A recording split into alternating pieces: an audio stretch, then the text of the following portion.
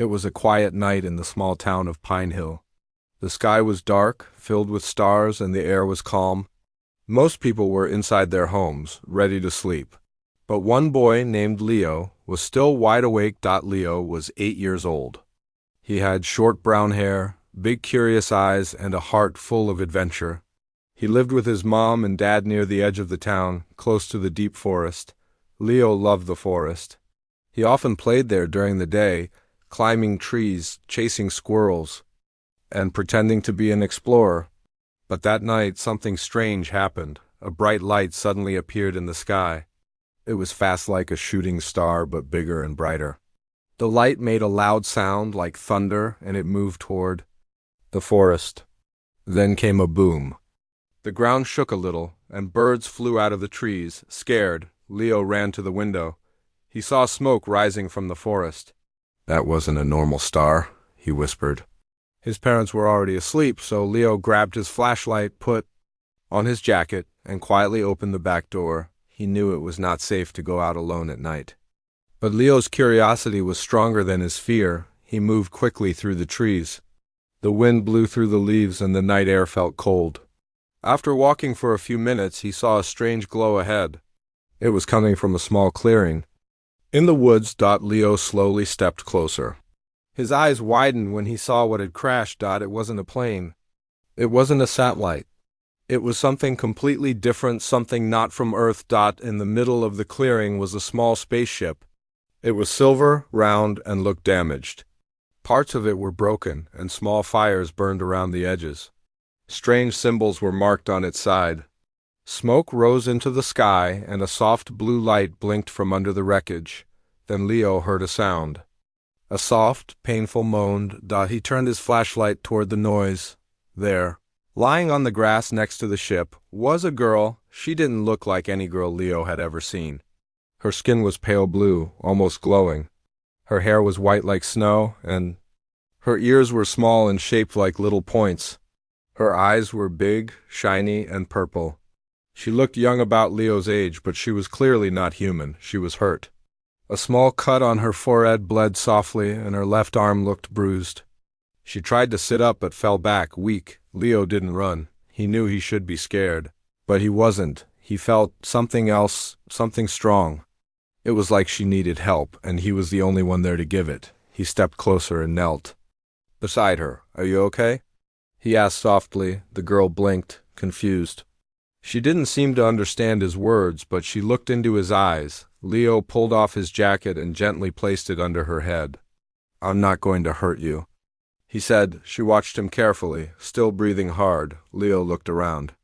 No one else was in the forest. The smoke was getting thinner, but the glow of the ship was fading too. "I can't leave you here," he said. He thought for a moment, then made a decision. "My tree house," he whispered to himself. "I'll take her there."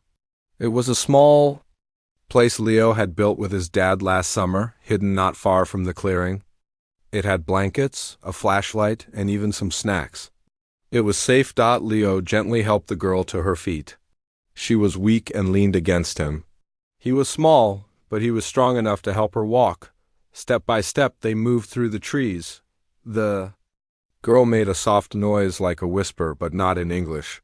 It sounded musical. Leo didn't understand it, but it didn't scare him. After a short walk they reached the treehouse. Leo helped her climb the small ladder slowly. Once inside, he laid her down on the blanket and gave her a bottle of water. She looked at it, unsure, but then drank. Her hands shook. Leo gave her a gentle smile. "You're safe here."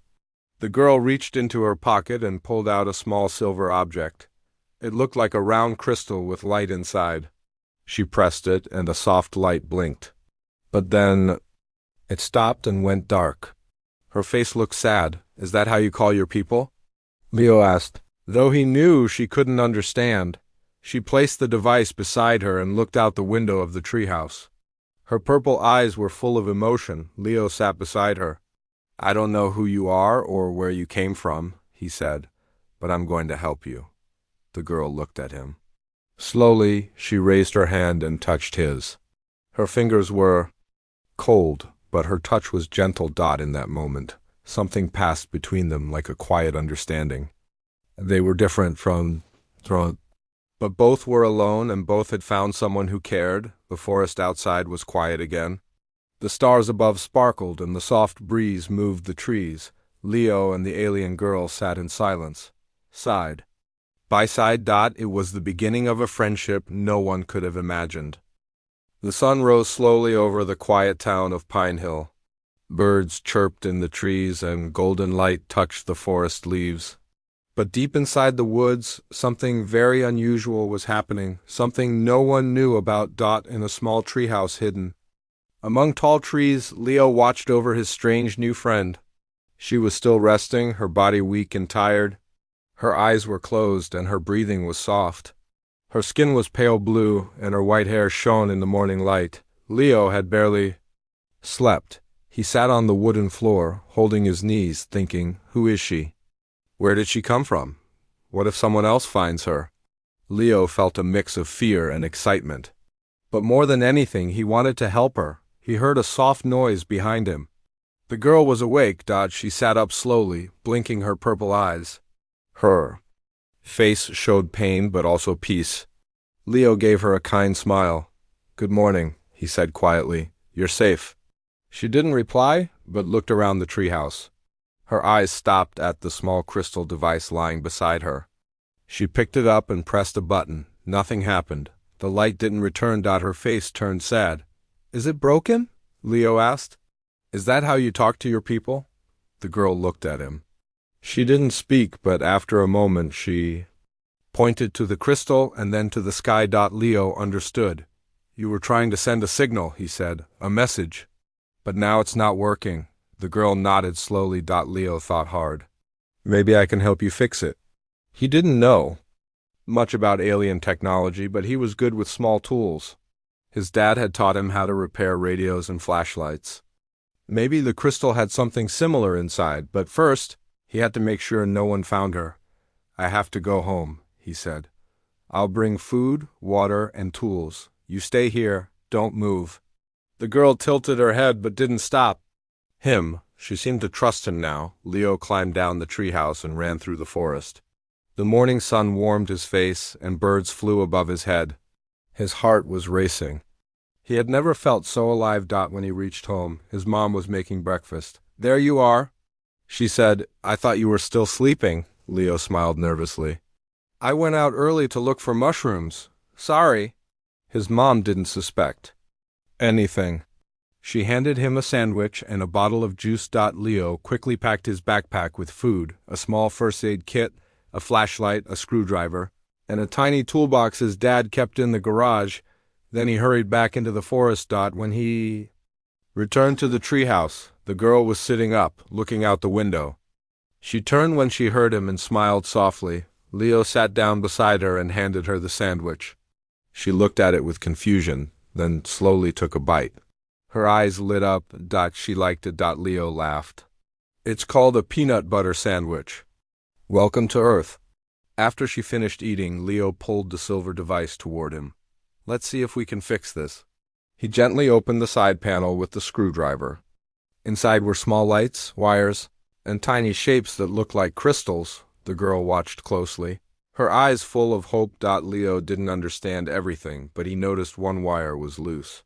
He carefully pushed it back into place. Then he handed the device back to her. She pressed the button again. This time the light blinked once, then twice, then stopped. She frowned. It still wasn't fully working, Leo sighed. We're close. Maybe we need more power. Suddenly, they both heard a sound outside. A loud humming noise. They froze. Leo peeked out the window. 3 black vehicles had stopped on a dirt road near the edge of the forest. Men in dark suits stepped out, holding strange devices that looked like scanners. They moved slowly, pointing their tools at the trees. The girl crawled closer to Leo, her face full of fear. Who are they? He whispered. She didn't speak, but Leo saw her hand shaking. They're looking for you, he said quietly. The men in black moved deeper into the woods. They didn't look like normal police or forest rangers. Their faces were serious and their machines beeped as they walked. Leo pulled the girl away from the window. We have to be careful. If they find you, I don't think they'll help you, the girl nodded. She understood. That night, Leo stayed in the treehouse with her. He brought a small battery pack from home and tried to connect it to the device.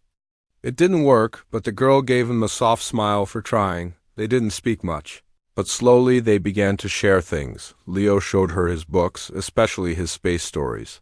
She pointed at the pictures and tried to say a few words. Star, she whispered once. Leo's eyes lit up. Yes, that's right. Star, she smiled. Then she took out something from her pocket, a flat, glowing square. When she touched it, it showed a picture of her world. It was a place with blue skies, purple trees, and silver towers. Leo gasped. That's where you're from, she nodded. Home. It was the first Earth word she said clearly. Home, Leo repeated. For the next few days, Leo visited her every morning. He brought food, tools, and more things to help. He taught her. Simple words: water, food, sky, tree, and she taught him words in her own language. They laughed when they got things wrong, but kept trying. One afternoon, while they were learning together, they heard a loud noise again. A machine flew over the trees, a drone. It buzzed as it scanned the forest. The girl ducked down, terrified. Leo's heart pounded. The men in black were getting closer. They were searching harder now. They had machines, maps, and time on their side. Leo looked at the girl. We need a new plan. He didn't know what to do yet, but he knew one thing for sure. He would never let them take her. The forest was alive with the sounds of evening. The wind moved softly through the trees, and the light of the setting sun painted the leaves gold and orange. In the small treehouse, Leo and the alien girl Arya sat close together.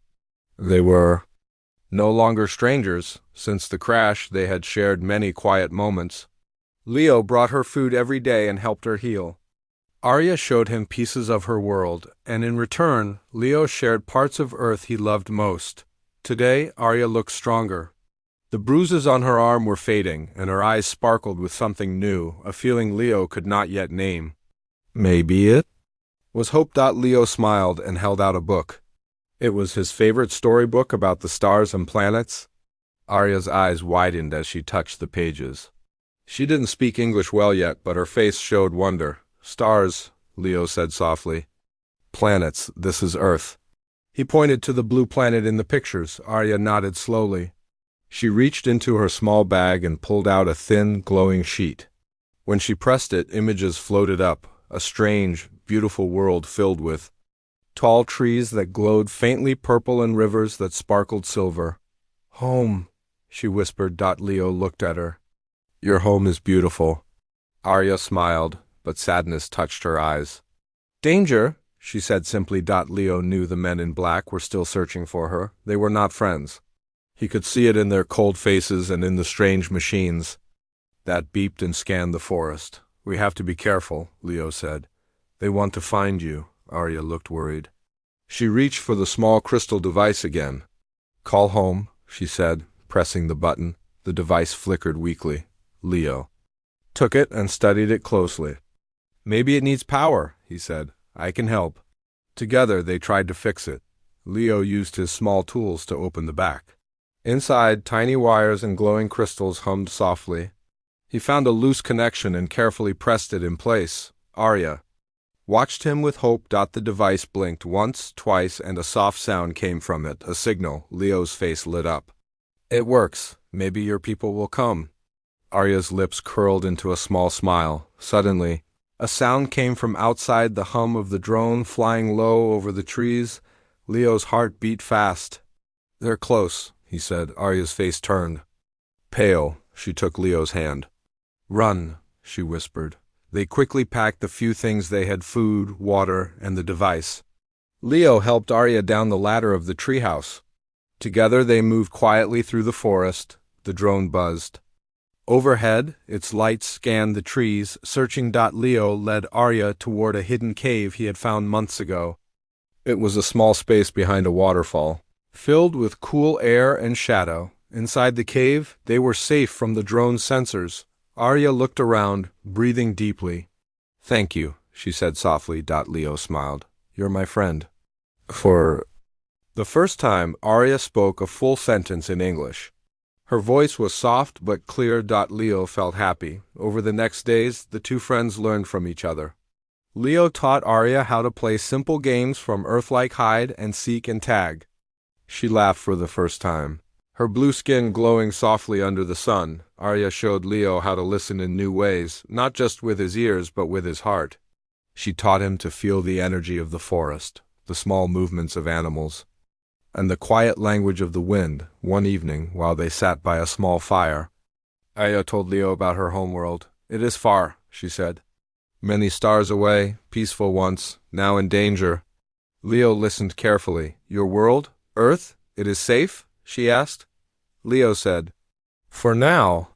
Arya nodded, her eyes full of questions and worry. As they talked, Leo thought about the men in black and their strange machines. He knew they could not let Arya fall into their hands.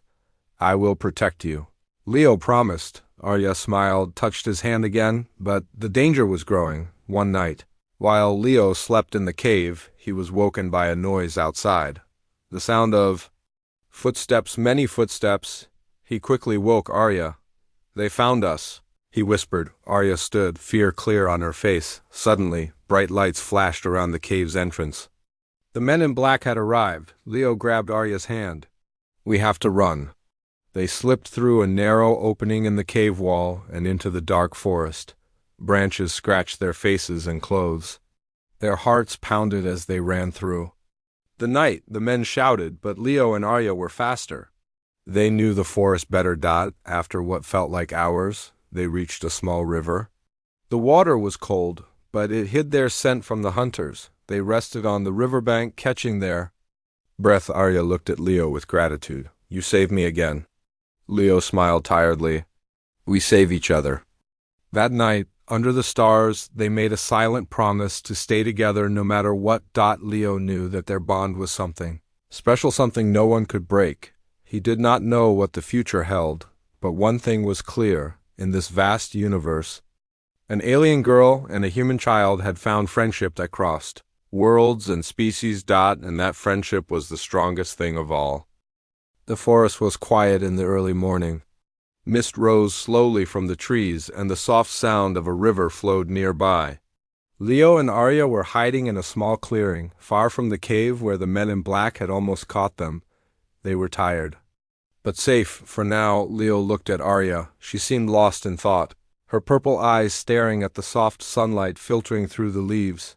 "We need a plan," Leo said quietly. "They will keep looking for you," Arya nodded. "I want to go home. But first, we must find the truth." Leo frowned. "What truth?" Arya pulled out the glowing flat sheet again. This time, it showed not only her home planet, but also images of strange ships and dark soldiers. "My people are in danger." "Not just me." Leo's eyes grew wide. "Who are these soldiers?" "They want to take over," Arya said. "They want to find me and use my power, but I am not a weapon." Leo reached out and took her hand. "You are more than that. You're my friend. We will stop them." Arya smiled faintly but looked worried again. Leo thought hard. "We need help. Maybe there are others like you on Earth?" Arya shook her head. "I am alone here. No others." Leo's mind raced. He remembered the stories he read about aliens and strange visitors, but no one had ever seen one. "We have to be smart."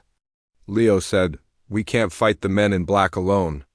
They decided to find a safe place where Arya could rest and recover her strength.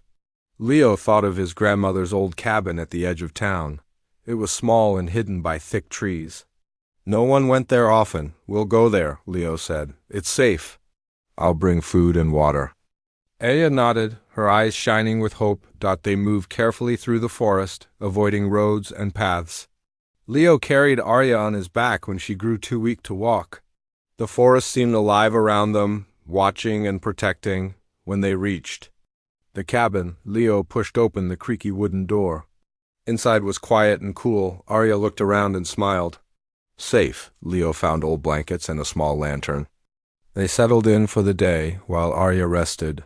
Leo went outside and climbed the nearby hill to look for danger. From the top, he could see the town far away with its small houses and streets. But also on the edge of the forest, he spotted something. Terrifying, more black vehicles moving fast, searching. They're coming, Leo thought. Heart pounding, he ran back to the cabin. We don't have much time, he said. They will find us soon, Arya sat up slowly. I will try to send a message again. She took the crystal device and connected it to a small solar panel Leo found on the hill. The device glowed brighter. A soft hum filled the cabin. Suddenly, a voice spoke through the device in a language Leo did not understand. Arya's eyes filled with tears. It's them, my people. Leo felt hope rising in his chest. Tell them where we are, Arya said. Ask for help, the voice answered. In the strange language, Leo watched. Arya's face changed from fear to relief, but their peace did not last long. A sudden loud noise shook the cabin. The door burst open. Men in black stormed inside, their faces hard and cold. They pointed their scanners at Arya. Leo stepped in front of her. No, you will not take her. The leader of the men smiled coldly. We're only here to help. Leo did not believe them. The men reached for Arya, but suddenly a bright light filled the room. Arya's eyes glowed fiercely. She raised her hand, and invisible force pushed the men back. They stumbled and fell to the floor. Leo stared in shock. Arya was more powerful than he had imagined. Run! She shouted. They escaped through the back door into the forest. The men chased them but stopped at the edge of the trees. They could not follow. Breathing hard, Leo looked at Arya. You are not just a child, he said. You are a warrior. Arya smiled weakly. I must go home, but first I will protect Earth. With you? Leo nodded. Together they vanished into the forest shadows, ready for whatever came next. The forest was dark now. The trees swayed in the wind and the sky was full of stars. Leo and Arya ran through the trees, their hearts beating fast. Behind them, the men in black searched with drones and flashlights, but Leo knew the forest better than anyone. He led Arya through secret paths and quiet trails, far from where the men could follow. After what felt like hours, they reached a high hill with rocks shaped like a circle at the top. Leo called it Stone Hill.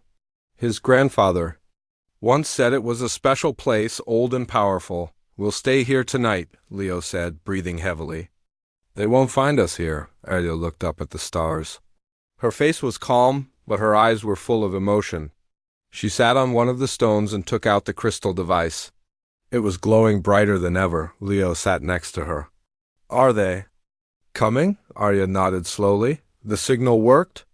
A ship is coming. It will land when the sky is clear. Leo looked up.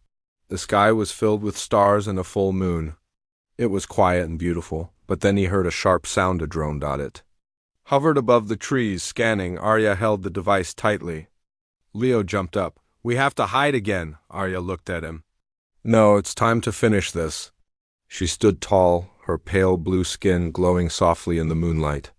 The wind picked up, and her white hair flowed like silver Leo had never seen.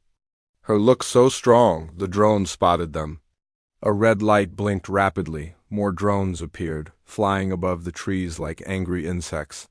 Then, dark vehicles rolled through the woods. The men in black were closing in fast. We have to run, Leo shouted, but Arya shook her head. No more running. She stepped onto the center stone and raised her crystal device to the sky. It lit up bright blue and sent a powerful pulse upward. A beam of light shot into the stars. Far above, a strange object appeared. A giant ship like a silver flower floating in space.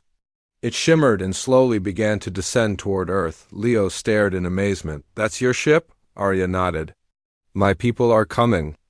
But the men in black were not stopping. They rushed up the hill, shouting, holding strange weapons. Leo stepped in front of Arya.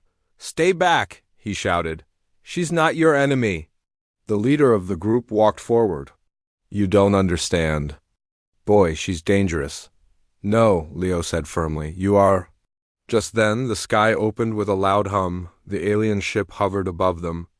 A beam of white light came down and surrounded Arya. Leo stepped back. Watching in awe, one of the men fired a weapon, but the beam blocked it like a shield. Arya was safe. From the ship, a voice echoed in the air, clear and calm. The child is not alone. She is protected. Step back or face consequences. The men stopped. Even they knew this was beyond their control now. Arya turned to Leo. This is goodbye. Leo felt a pain in his chest. You're leaving? Arya nodded. I must go home, but I will never forget you. She stepped closer and placed the glowing crystal in Leo's hand. For you, she said, to remember and to call me. If Earth ever needs help, Leo couldn't speak. His eyes were wet, but he smiled. You're my best friend, he whispered. You are mine, Arya replied. She stepped into the beam and slowly floated upward toward the ship. The light pulled her gently. Like the wind carries a feather, Leo watched until she disappeared into the ship. The light faded. The ship turned silently and rose back into the sky. Disappearing among the stars, the forest was quiet again. The men in black lowered their weapons. Their leader looked at Leo for a moment, then turned and walked away. The others followed. Leo stood alone on the hill, holding the crystal in his hand. He looked up at the stars and whispered, Goodbye, Arya. 1 year later, Penel was quiet. Again, the strange ships and men in black had never returned. Most people forgot what happened in the forest. But Leo remembered every moment. He kept the crystal safe in a small box beside his bed. Sometimes, at night, it would glow softly. He knew Arya was out there, watching the stars just like him. Leo had changed. He read more, learned more, and always watched the sky. One evening, while sitting on Stone Hill, he heard a small beep from the crystal. He opened the box. The crystal blinked once, then twice. Then he heard a voice. Leo, we will meet again. Leo smiled. He didn't feel alone anymore. The stars were full of secrets, and now he knew friendship can cross any world.